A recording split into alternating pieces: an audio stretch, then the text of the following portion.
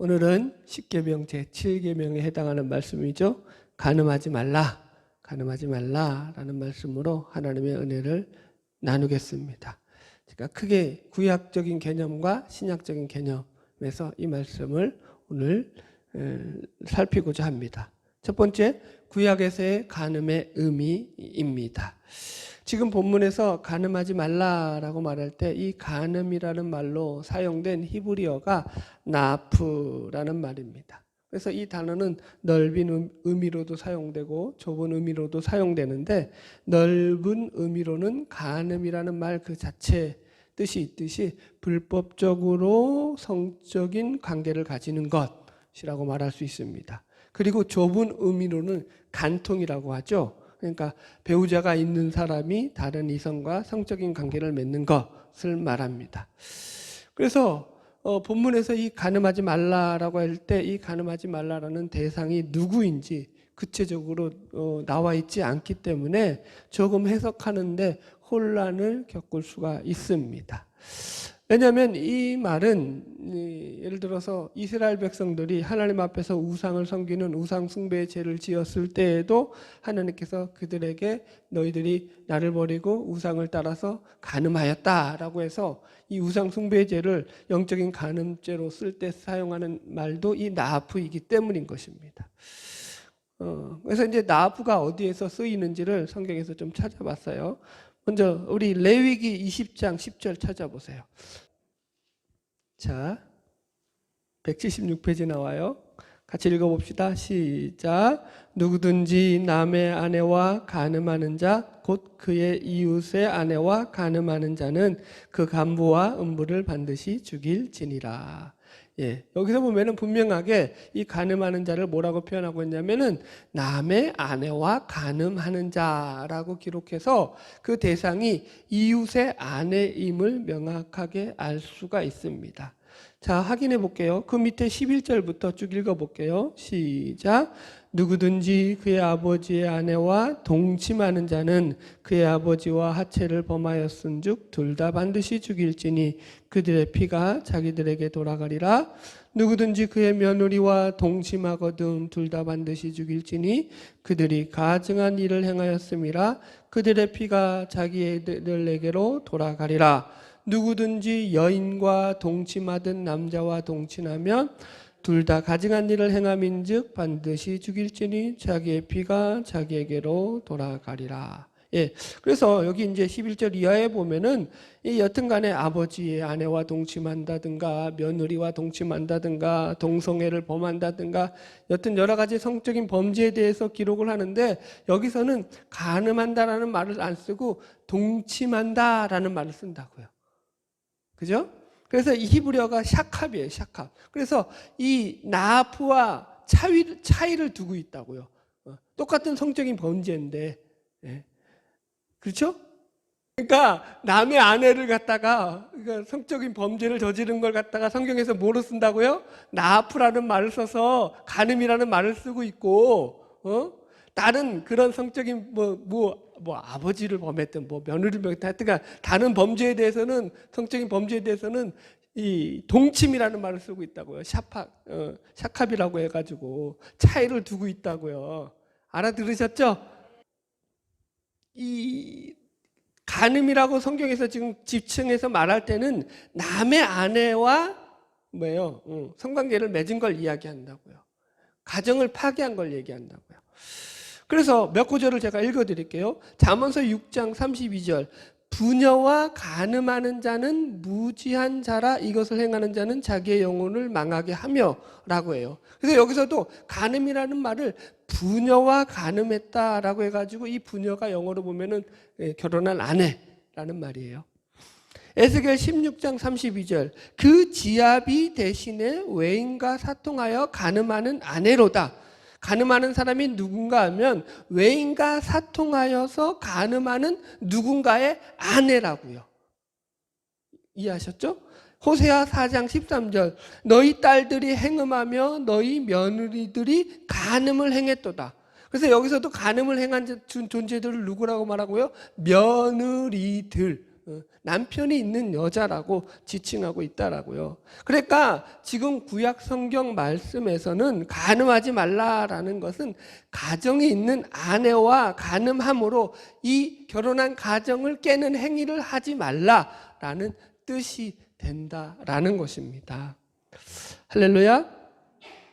그래서 이 간음하지 말라는 7계명이 주어진 구약적인 개념의 이 개념으로 볼 때 이 7계명의 목적은 신성한 가정의 보존을 위해서 주어진 말씀이다라고 우리는 해석할 수 있고요. 이건 제 해석이 아니라 대부분의 신학자들이나 성경 주석가들도 그렇게 이 7계명을 보고 있습니다.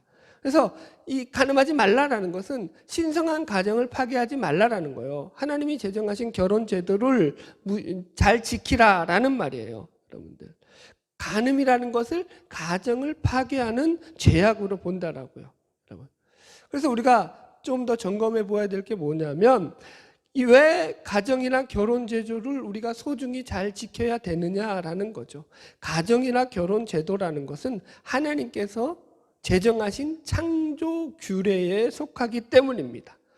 말이 좀 어려운데 이 창조 규례라는 것이 뭐냐면 하나님이 세상을 창조하실 때부터 피조물들에게 주신 가장 기본적인 자연 법칙들을 가리키는 게 창조 규례입니다. 예를 들어 볼게요. 하루는 몇 시간이죠? 24시간. 우리가 만든 거예요. 하나님이 그렇게 창조 시에 만든 거예요. 그죠? 그래서 이 지구의 자전과 공전을 통해서 하루는 무조건 24시간으로 만든 거예요. 우리가 그게 마음에 안 든다고 해가지고 하루를 23시간으로 바꾸고 혹은 25시간으로 바꾼다고 해서 소용이 있어요? 없어요? 그 24시간으로 바꾸면 하루가 어떻게 되는 거예요? 한 몇 개월만 지나도 엉망이 돼버린다고, 꼬여버린다고요. 1년은 365일. 우리가 정한 거예요? 하나님이 만드신 거예요? 하나님이 그렇게 만들어 놓으셨다고요, 자연계를, 여러분들. 그래서 이런 자연 법칙이 창조 규례에 속한다고요. 마치 그리고 이런 것과 마찬가지로 우리가 자연계를 보면은 짐승들은 하나님이 어떻게 만들었어요? 모든 생물들을 암과 수로 만들었다고요. 암수로 만들었다고요, 여러분. 그래서 이 암수가 서로 짝을 찢게 함으로 그 개체를 보존하게 하셨다. 재밌는 걸 제가 알았어요. 집사람이 수박을 갖다가 이제 얘기를 하면서 수박에도 암수가 있다라는 거예요. 난 처음 들었어. 근데 수박의 꼭다리 말고 그 뒷면에 보면은 그 뒤에 이제 배꼽처럼 그 약간 그 들어간 부분이 큰 거는 순놈, 작은 건 암놈이래요. 그래서 수박을 살 때 작은 걸 사래요, 암놈. 그러니까 이런 것들이 뭐라고요? 하나님의 창조 질서 규례 가운데 하나님이 창조하신 법칙이라고요.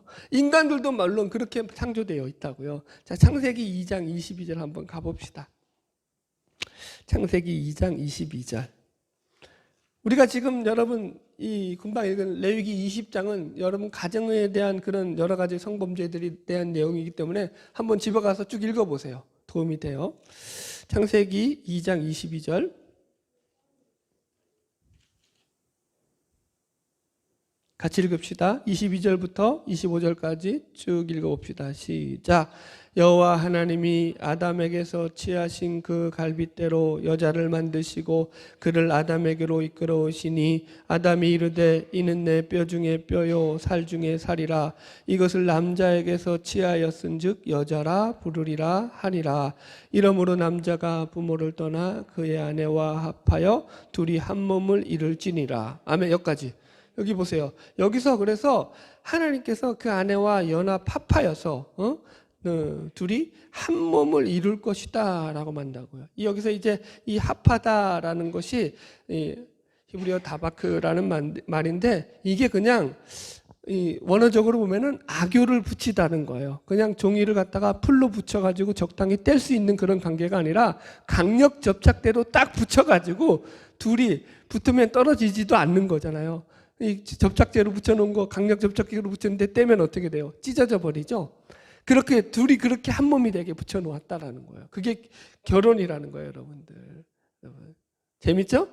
그러니까 하나님께서 여자와 남자를 만드셨고 그래서 남자가 부모를 떠나 그의 아내와 이 접착제로 붙여놓듯이 합하여서 한 몸을 이루게 하셔서 남자는 때가 되면 부모를 떠나서 여자와 결혼하여 가정을 이루게 사는 것, 이게 바로 하나님이 만들어 오신 자연 질서 속에 있는 창조 규례라고요, 여러분.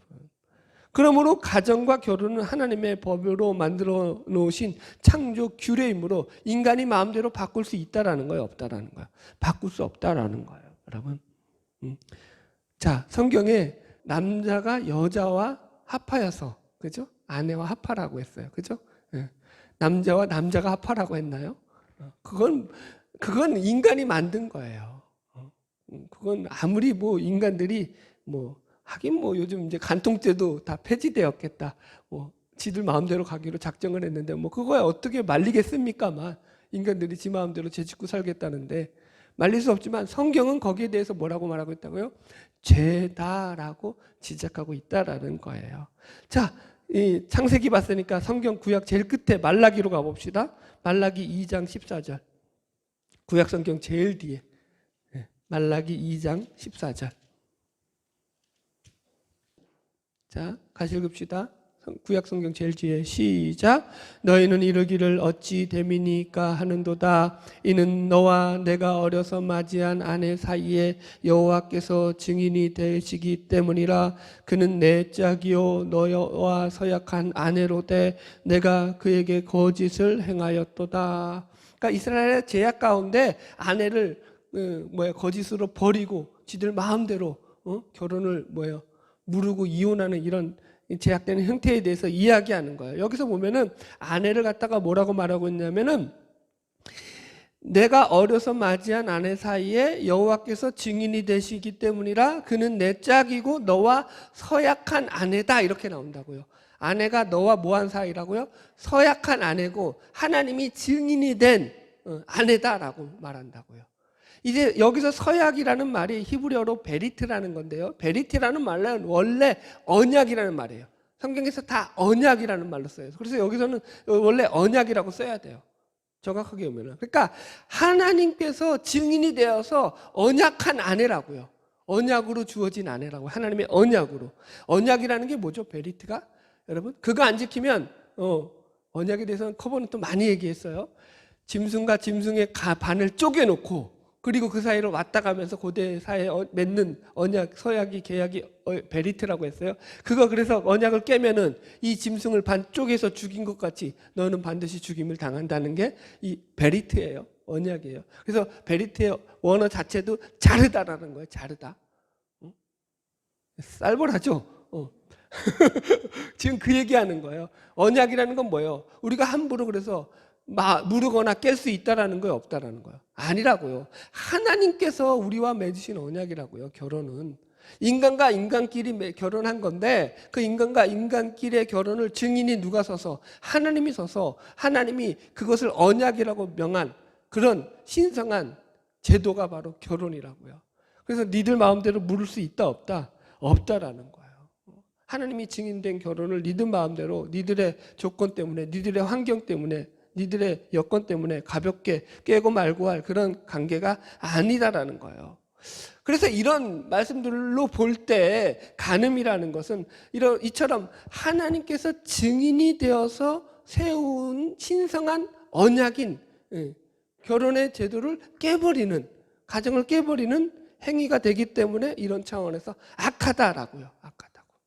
성경에 보면 그래서 이 간음죄에 대한 처벌이 매우 엄해요. 우리가 생각하는 것보다 훨씬 더. 신명기 22장 22절에 보면, 이거 찾아야겠다, 이것도 기니까. 신명기 22장 가보세요. 신명기 22장 22절.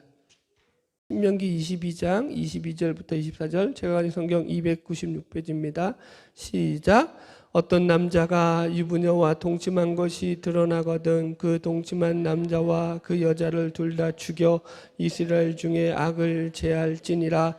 처녀인 여자가 남자와 약혼한 후에 어떤 남자가 그를 성읍 중에서 만나 동침하면 너희는 그들을 둘 다 성읍 문으로 끌어내고 그들을 돌로 쳐 죽일 것이니 그 처녀는 성 안에 있으면서도 소리 지르지 아니하였으며 그 남자는 이웃의 아내를 욕보였음이라.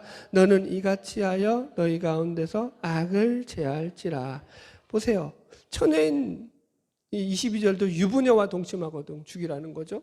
23절 이후도 처녀인데 남자와 약혼을 했다고요. 우리 식과 말하면 이게 우리 식과 같이 그냥 그런 약혼이 아니라 이 사람들은 결혼하고 똑같은 말이에요. 그렇게 아직 서로 같이 살지만 않을 뿐이지, 그러니까 결혼한 사이와 마찬가지예요. 약간의 텀을 주는 거예요. 그러니까 그래서 그런 결혼했는데 딴 남자와 동침하면 어떻게 해요? 끌고 나가가지고 돌로 쳐 죽이라고요, 성문에. 그래서 그러면서 그 뒤에 뭐예요? 이웃의 아내를 욕부였습니다. 아내라고 친다고요. 아내라고.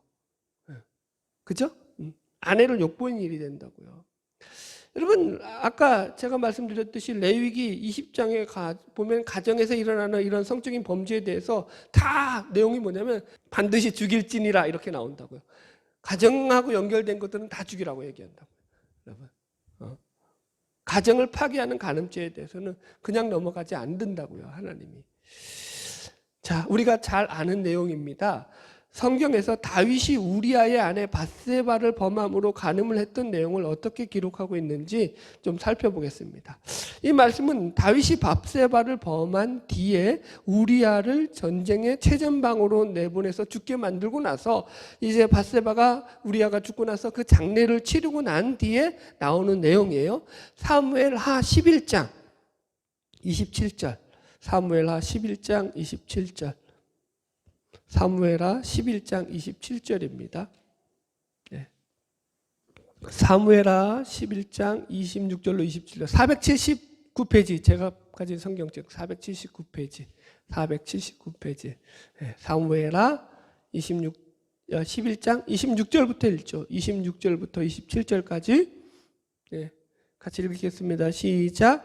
우리아의 아내는 그 남편 우리아가 죽었음을 듣고 그의 남편을 위하여 소리내어 우니라. 그 장례를 마침에 다윗이 사람을 보내 그를 왕궁으로 데려오니 그가 그의 아내가 되어 그에게 아들을 낳으니라. 다윗이 행한 그 일이 여호와 보시기에 악하였더라. 뭐라고 기록하고 있다고요? 다윗이 간음한 이 일을 갖다가 하나님이 보시기에 악하였다라고 기록하고 있다고요. 그래서 사무엘하 12장에 보면은 하나님께서 나단 선지자를 통해서 다윗의 범한 이 죄를 가지고 책망하시고 징벌하시는 내용이 나와요. 10절부터 봅시다. 사무엘하 12장 10절 시작. 이제 내가 나를 업신여기고 햇사람 우리아의 아내를 빼앗아 내 아내로 삼았은즉 칼이 그 집에서 영원토록 떠나지 아니하리라 하셨고 여호와께서 또 이와 같이 이르시기를 보라 내가 너와 내 집에 재앙을 일으키고 내가 내 눈앞에서 내 아내를 빼앗아 내 이웃들에게 주리니 그 사람들이 내 아내들과 더불어 백주에 동침하리라. 너는 은밀히 행하였으나 나는 온 이스라엘 앞에서 백주의 일을 행하리라 하셨나이다 하니. 여러분 보세요. 우리가 이거를 눈여겨서 본 적이 없죠. 근데 지금 여러분들 이 얘기를 들으니까 하나님이 느낌이 어떠셔요? 하나님이 그냥 적당히 진노하신다. 하나님이 가만히 안 두신다. 몇 번이에요? 2번이죠. 하나님 가만두고 다윗이에요. 하나님의 마음에 합했다라고 말하고 있고 구약에서 예수님의 족보를 언급할 때 마태복음 1장에 아브라함과 다윗의 세계라고 해서 예수님의 족보에서 그나마 가장 구약에 뛰어난 인물 중 두 사람 중에 한 명으로 언급된 인물이 누구라고요? 다윗이라고요. 그런데 다윗이 이 우리아의 아내 밧세바를 범했을 때 간음한 것에 대해서 하나님은요, 너 다윗이니까 나를 존중하는 사람이니까 내가 적당히 죄를 덮고 넘어가겠다 이렇게 안 해요. 화가 얼마나 나셨냐면은 여기 10절 내가 나를 업신여겼다라는 거예요. 하나님이 이걸 갖다가 하나님을 업신여긴 걸로 봤다고요. 하나님을 업신여겼는데 곱게 넘어갈 리가 없죠. 그래서 하나님이 어떻게 하신다고요? 네 집에서 영원토록 칼이 떠나지 않을 거야. 네 집안은 늘 이제 싸움과 분쟁으로 평생 그런 집안이 될 거다. 말 그대로 됐죠, 여러분. 서로 형제끼리 싹 다 죽여버리고 서로 피를 보고, 그게 끊이지 않는 다윗의 가문의 역사가 됐어요. 성경 그대로 이 다윗의 죄로 말미암아서. 그리고 그 아내들은 백주대낮에 욕보는 일을 당한다. 여러분들, 하나님이요, 여러분 안 봐주셔요. 다윗이라고 봐주고 말게 한 게 아니에요, 여러분들. 여러분, 다윗은 첫 첩을 많이 둔 것 같지만 성경에서 정확하게 몇 명을 뒀다라고 언급을 안 해요. 그래서 우리가 성경에만 언급된 인물로 아내가 다윗은 8명이었던 것으로 나옵니다. 처음에 사울 왕의 딸인 미가를 아내로 맞이하죠. 그리고 나서 이제 도망자 생활을 하면서 헤브론 시대까지가 약 5명의 아내가 나와요. 그리고 나서 이제 예루살렘으로 입성해서 왕으로서 거기서 이제 밧세바와 또 한 명의 아내가 나와요. 그래서 도합 다 합치면 8명의 아내가 나오거든요, 여러분. 그런데 그 8명의 아내에 대한 사건 가운데서 이렇게 밧세바를 얻는 것과 같이 하나님께서 노하고 진노한다는 얘기가 안 나와요, 전혀. 이건 뭐 그냥 넘어가려고 했는데 잠깐 설명을 드리자면은, 여러분 보세요. 똑같은 남의 아내였던 아비가일을 갖다가 다윗이 취하는 장면이 있어요, 헤브론에서. 그런데 그 아비가일의 남편은 나발이었어요. 그리고 유부녀잖아요, 그러니까 아비가일은. 그런데 이제 나중에 이제 나발이 죽고 아비가일을 취해요. 현상적으로는 똑같다고요, 현상적으로는. 우리아가 죽고 밧세바를 취하듯이 나발이 죽고, 이 아비가일을 취한다고요, 다윗이. 그래서 아비가일이 다윗의 아내가 된다고요. 그런데 거기서는 지금 여기 밧세바를 취하는 것과 같은 것에 정반대적인 입장으로서 하나님이 다윗을 돕는다고요. 왜요? 거기서는 악당이 누구냐면은 나발이에요, 나발. 나발이 하나님께 악을 행하였으므로 하나님께서 나발을 죽이시니라, 이렇게 나와요. 다윗이 죽인 게 아니라. 그래서 나발이 죽고 나서 하나님께서 마치 아비가일을 다윗에게 준 것처럼 나온다고요. 그래서 아비가일을 얻고 난 뒤에 사실은 다윗의 역사는 거기서부터 시작이에요. 다윗이 그 전까지는 그 세력이 크지 않았다고요. 나발의 아내인 이 아비가일을 얻고 나서 나발이 갖고 있던 그 막강한 재원력이라고 얘기했죠. 그런 것들도 다 다윗에게 들어오면서 다윗이 막강한 힘을 얻게 되는 그 배경의 시작이 아비가일 사건이라고요. 하나님이 주신 것으로 나온다고요. 뭐가 차이가 있는지 아시겠죠? 똑같은 현상을 보고 보지 말고 그 마음의 뜻을 보라고요. 그 본질을 보라고요. 뭐가 죄고 뭐가 죄가 아닌지를. 그러므로 우리는 여기서 이런 결론을 내려야 돼요. 하나님께서 가정을 파괴하는 간음에 대한 죄를 갖다가 하나님의 창조 질서를 파괴하는 행위로, 하나님을 정면으로 대적하는 악한 행위로 보고 거기에 대해서 엄하게 벌하신다라고. 할렐루야. 이제 큰 두 번째로 신약에서 말하고 있는 이 간음의 의미입니다. 구약적인 의미를 살폈고요. 왜 간음하지 말라고 하느냐? 이게 신약에서는 좀 개념이 좀 더 크죠. 모든 인간이 죄인이기 때문이라는 거예요. 여러분, 우리가 간음하지 말라라고 말을 들으면 모든 인간은 죄인이다라는 시각에서 항상 하여튼간 하나님의 말씀을 바라봐야 돼요. 왜냐하면 인간은 죄인이기 때문에 이 간음하지 말라라는 7계명에 얼마든지 걸리기 때문인 거예요. 우리가 보통 늘 착각하는 거죠. 나는 그 죄를 안 범했으니까, 나는 살인하지 않았으니까 살인죄를 안 범했고, 나는 간음하지 않았으니까 간음죄를 안 범했다라는 단순 논리로 간다고요. 성경은 그것보다 훨씬 내용이 깊다라고요. 그걸 묻고 있는 게 아니라고요, 여러분들. 지난 시간에서도 우리가 살인하지 말라에 대해서 나눴잖아요. 자, 마태복음 5장 찾아봅시다. 예수님이 뭐라고 이 간음에 대한 이야기를 설명하고 계시는지. 마태복음 5장 27절로 28절 말씀을 같이 보겠습니다.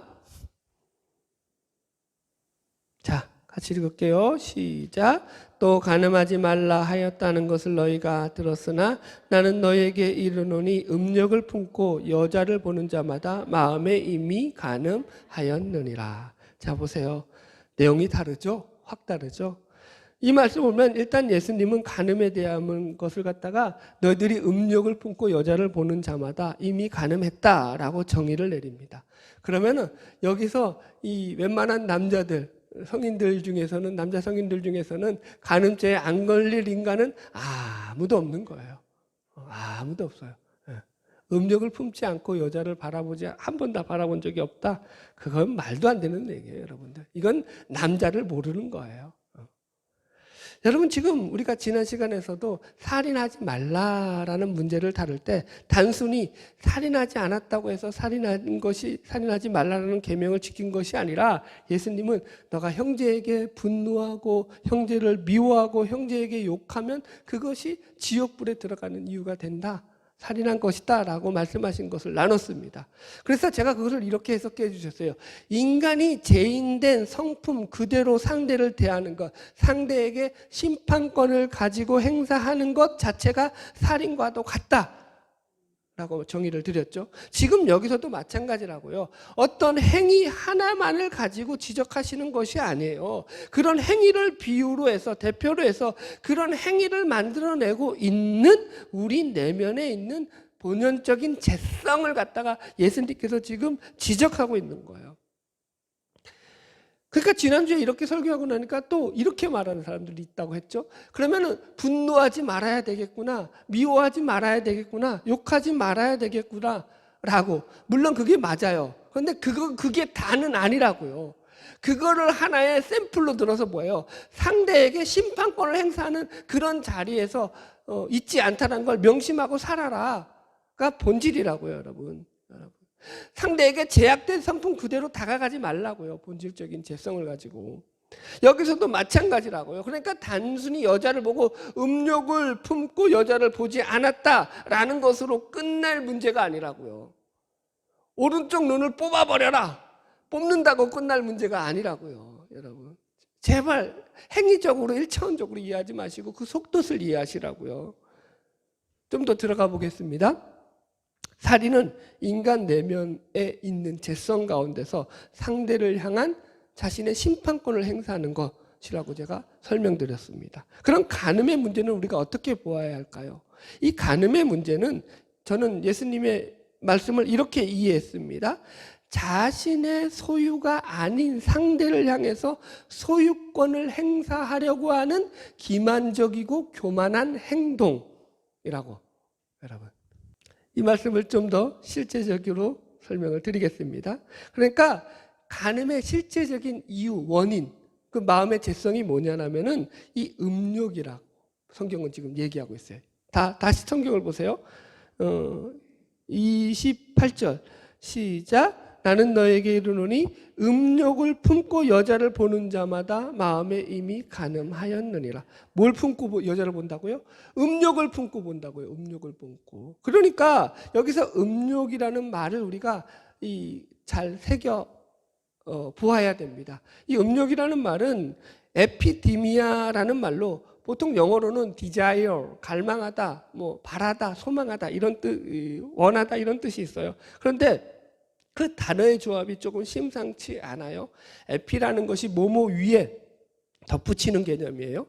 그 다음에 디미아라는 게 디모스라는 말의 그 원형이 디모스라는 말로 뭐냐면 희생 제사, 희생, 살인 이런 뜻이에요.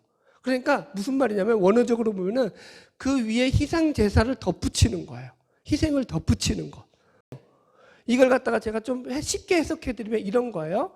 그러니까 그 위에 희생 제사를 덧붙인다라는 것은 뭐냐면 상대를 희생시켜서 그 위에 자기의 공로를 세우는 걸 말해요. 자기 의를 세우는 것. 그러니까 상대를 짓밟고서 올라서는 것. 우리식으로 이해하자면 그게 바로 뭐라고요? 에피데미아라고요. 여러분. 그래서 신약 성경에서는 이 에피디미아라는 말이 죄인된 인간의 본성에서 욕망하고 원하는 것을 가리키는 말로서 탐심이라든가 욕심이라는 말로 많이 번역되어 나옵니다. 여기서는 지금 음욕이라는 말로 번역되었어요. 그러니까 간음의 문제에서는 이 말이 음욕인 거고요. 일반적인 그 죄성에서 모든 이 신약에서 나올 때는 탐심이나 욕심으로 나옵니다. 지금 예수님이 그러니까 하신 말씀, 사람이 마음에 음욕을 품고 여자를 본다라는 것은 이게 무슨 말이냐면은 상대를 하나님의 형상을 닮은 귀한 존재로 보지 아니하고 한 인간으로서의 인격성과 존엄성을 무시하고 그 인격을 짓밟고서 그 위에 올라선 것, 자기 마음대로 취한 것이 바로 간음이라고요, 여러분. 그렇게 상대를 바라본다고요. 그것이 바로 지금 예수님이 말하는 인간의 죄성에 대한 부분이라고요. 어느 분은 이 말을 그래서 하나님의 뜻을 거스리는 악한 욕망이다라고 해석을 합니다. 여러분, 죄에 빠진 인간은요, 이런 욕심과 탐심으로부터 벗어날 수 있는 인간이 하나도 없다라는 거예요.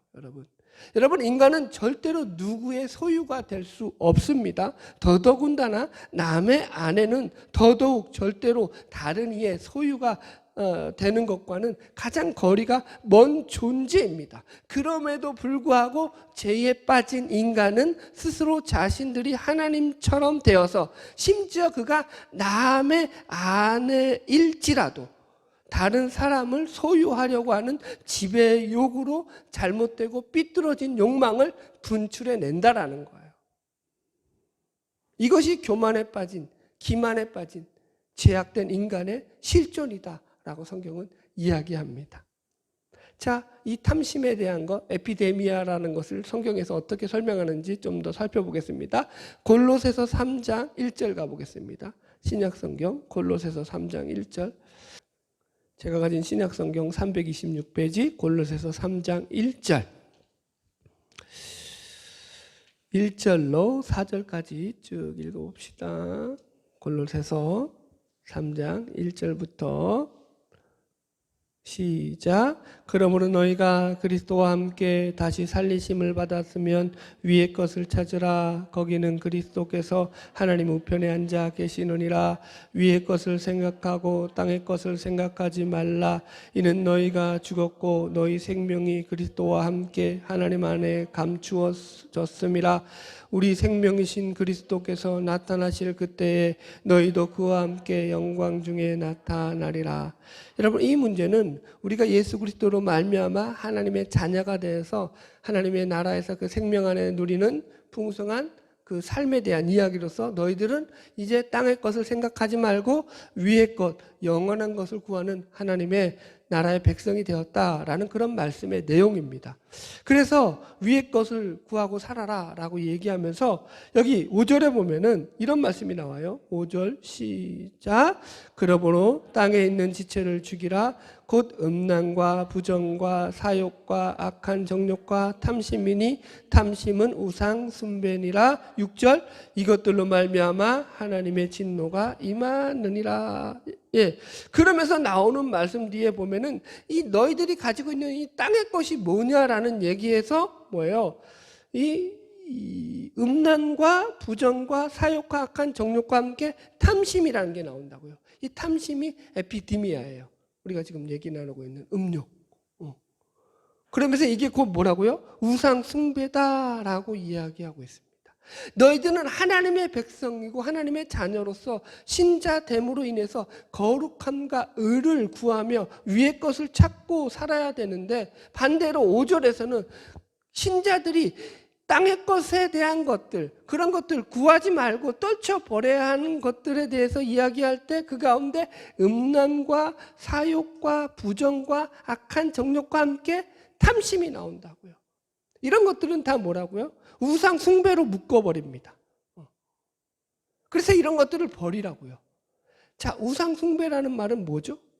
우상은 여러분 여러 번 설명했습니다. 우상은 여러분들도 잘 알듯이 자기가 소원하고 필요로 하는 것을 이루어줄 수단이 우상이죠. 진짜가 아니죠. 그래서 우상에게는요, 인격도 없고 도덕도 없죠. 뭐만 있죠? 힘과 능력만 있죠.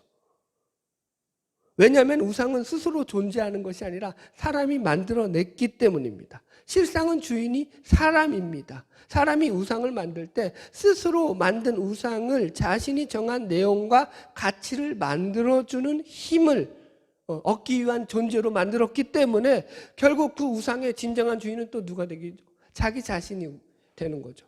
우상의 주인은 자기 자신이에요. 그래서 자기 자신이 주인이 된 인간이 만들어내는 것, 하나님이 없는 인간이 만들어내는 것은 결국 우상으로서 만들어내는 것은 뭐밖에 없다고요? 부정과 음란과 사욕과 악한 정욕과 탐심밖에 없다라고 지금 이야기하는 거예요. 여러분 이게 도덕성, 윤리성에 대한 이야기가 아니라 생명이 없음에 대한 이야기인 거예요. 땅의 것들. 그러니까 사망은 여러분 보세요. 시간이 흐를수록 썩어져 간다고요. 죽은 게 여러분 어떻게 되는 거예요? 죽으면 썩는 것밖에 안 나. 부패하고 썩어져 없어질 것밖에 남은 게 없다고요. 지금 그 얘기를 한다고요.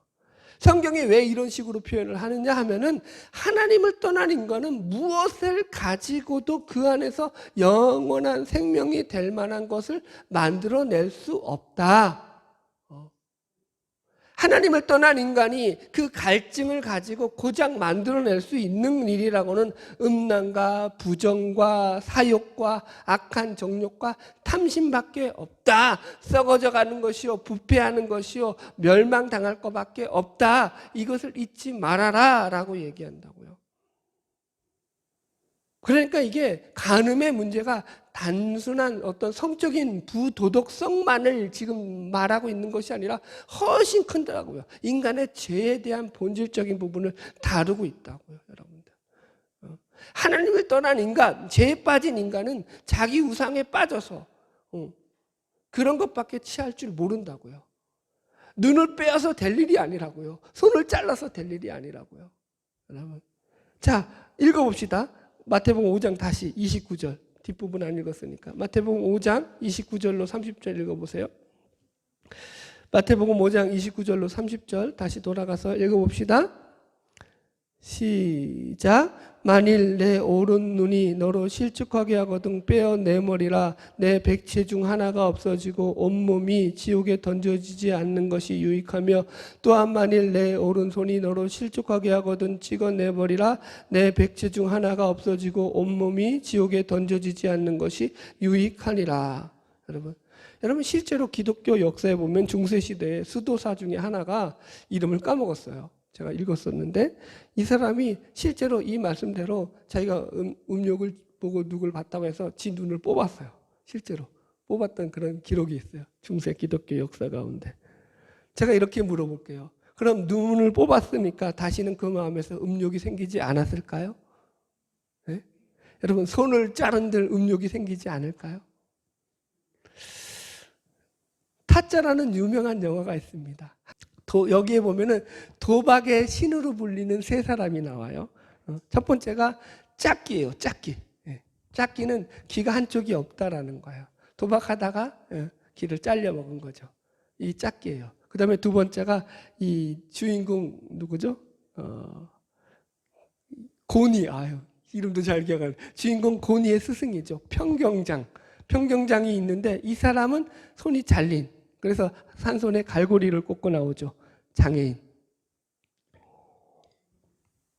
이 사람도 도박하다가 아기야 때 손이 잘린 걸로 나오죠. 그리고 세 번째 그 전설적인 그게 이제 아기죠. 아기. 이 아기도 결국은 그런데 그 타짜 끝에 가면은 이 주인공 고니에게 속아가지고 결국 손모가지가 날아가는 그런 걸로 결론이 나죠. 이게 그러니까 안 떠난 게 아니라 사실은 못 떠나는 거죠. 거기 속에서 못 떠난다고요. 여러분 얼마 전에 엠번방에 그거 뭐 사건 해가지고 성착취물 음란 동영상 찍고 했던 그 주범 있잖아요. 그 친구가 했던 말이 뭐냐면은 자기의 이 악마 같은 행위를 끊게 해줘서 고맙다라는 거야. 자기를 잡아가지고 자기가 스스로 끊으려고 했는데 끊을 수 있었다는 걸 못 썼다는 거야. 못 끊겠더라는 거야. 여러분 이게 인간의 실존이라고요. 다시 말씀드리지만 이 산상수훈의 말씀은 그 주제가 너희는 세상의 빛과 빛과 소금이 되라는 말씀을 주제로 하고 있다고 했습니다. 그래서 하나님의 백성된 너희들은 세상에서 하나님이 요구하시는 의와 거룩을 목표로 삼는 자라는 것을 잊지 말라라고 주신 말씀이라고요. 그러니까 행위 구원론자들이 말하듯이 이건 뭐 말씀을 너희들이 지키면 천국에 가고 안 지키면 지옥에 간다, 이런 개념이 아니란다고요. 여러분, 손을 자른다고 천국에 가나요? 그 얘기가 아니라는 거예요. 여러분, 성화적인 차원에서 하나님의 백성이요 자녀된 신자들은 하나님이 요구하시는 이런 의와 거룩을 목표로 살아가는 자들이라는 이야기를 지금 하시는 거라고요. 네. 만약에 음욕을 품었다고 해가지고 이게 지옥에 가는 문제다라고 이걸 문자적으로 이해하게 되면요, 예수님 앞에 그 가늠한 여인 끌고 나왔었잖아요.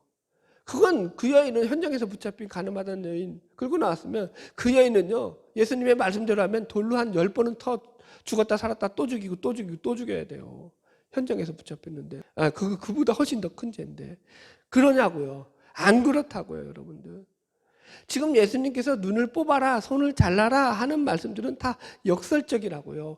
네가 눈을 뽑은들 네가 죄에서 벗어날 것 같으냐? 네가 손을 자른 듯 너가 다시 죄를 안 지을 것 같으냐? 그렇지 않다라는 거예요. 너가 하나님의 사람으로 온전히 거듭나지 않는 한, 하나님의 백성으로 새롭게 되지 않는 한, 네가 하나님이 주신 마음을 가지고 있지 않는 한 죽었다 깨어나도 이 죄인된 자리에서 벗어날 수 없다라는 거예요. 이것이 성경의 이야기입니다. 우리 안에 예수가 들어오셔서 우리를 변화시키지 않는 한, 우리를 새롭게 하지 않는 한 우리는 가망이 없는 자들입니다. 반대로 말하자면 우리 신자란 전혀 가망이 없고 희망이 없었던 자들인데 예수 그리스도가 그 마음에 들어옴으로 말미암아서 죄가 무엇인지 알고 죄와 싸우고 죄를 이기고 죄를 멀리하면서 살아갈 수 있는 놀라운 자들이 되었다라는 거예요. 이게 우리의 축복이라고요. 이게 우리의 복이라고요. 예수가 주인된 자들만이 예수 안에서 그 풍성한 자비와 은혜와 사랑을 힘입어서 남의 아내를 탐내지 않으며 남의 소유를 자기 것이라고 기만하거나 욕심내지 않으며 세상을 향하여 하나님의 백성답게 의와 거룩을 실천하면서 예수 그리스도를 따라갈 수 있는 자들이 되었다고요. 결론입니다. 간음하지 말라. 구약의 개념을 통해서는 신자가 가정을 바르게 지켜야 하는 이유들로 우리가 살펴보았고요. 신약적인 개념을 통해서는 죄인된 인간은 예수 그리스도를 통하지 않고서는 그 마음을 아무리 스스로 의지적으로 깨끗게 한들 변화받을 수 없다라는 것을 나누었습니다.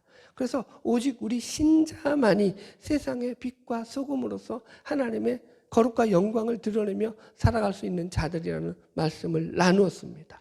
바라기는 늘 예수 안에서 주어지는 이 참 평안과 은혜, 풍성한 복을 누리면서 살아가는 저와 여러분이 되시기를 주의 이름으로 축원합니다. 기도하겠습니다.